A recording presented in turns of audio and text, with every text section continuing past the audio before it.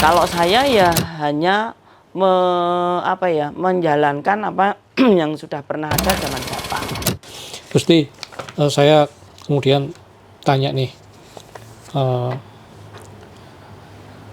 isu-isu soal konflik Keraton Solo begitu ya, itu apa benar sih karena pemicu utamanya itu ya, kalau masyarakat itu menganggap itu bukan soal apa begitu, tapi soal rebutan hak mengelola keraton. Benar nggak sih isu-isu seperti itu, Gusti?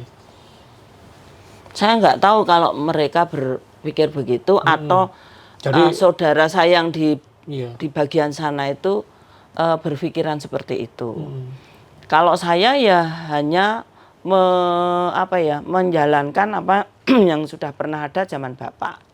Gitu. Garis aturannya bagaimana begitu ya, Gusti? Yeah. Karena semua itu zaman Bapak itu bermuara ke Sasono Wilopo. Itu sekretariat negara lah gitu. Iya. Gusti, ini kan ada revitalisasi Keraton Solo sekarang. Kita menatap ke depan ini ya, Keraton Solo ini.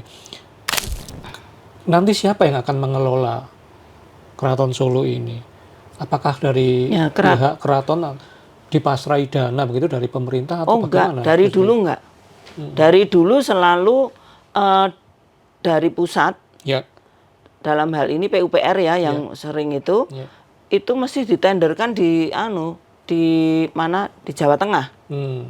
Kanwil dulu. Artinya itu tidak melibatkan keluarga ya pembangunan ini ya? Kalau kita sebagai kontraktor boleh, tinggal menang atau tidak. Gitu ya, ikut gitu aja.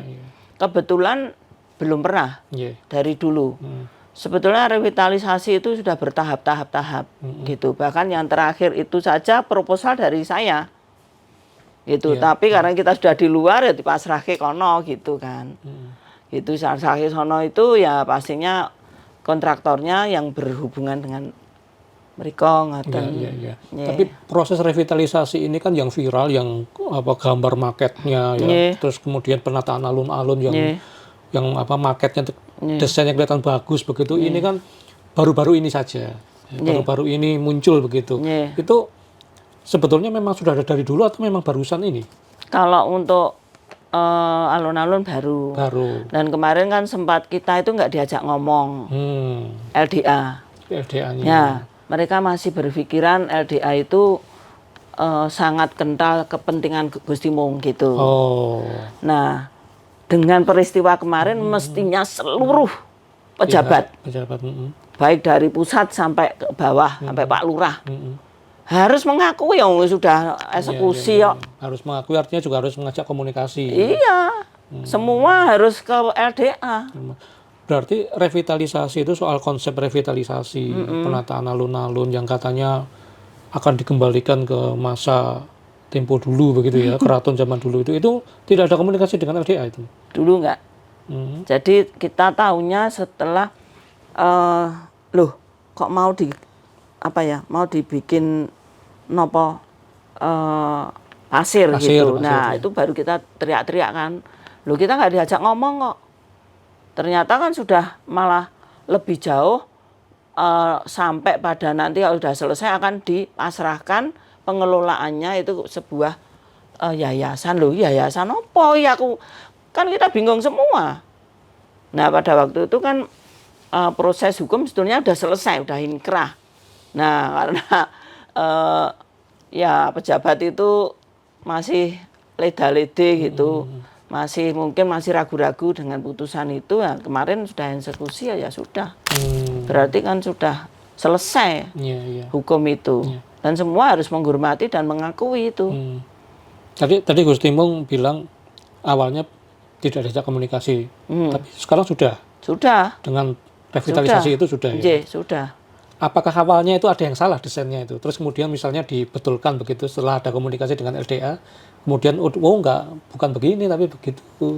Ya sebetulnya semua itu kan zaman kelakone itu. Karena posisi alun-alun kan tidak seperti dulu. Dan itu kan hanya sebetulnya pasir dan itu kan makna simbolis. Karena mulai dari Ngladak sampai masuk ke Sasono Sewaka, Pendopo itu semua tahapan-tahapan itu ada nilai filosofinya yang itu sebetulnya tuntunan manusia tahapan-tahapan untuk dalam hidup.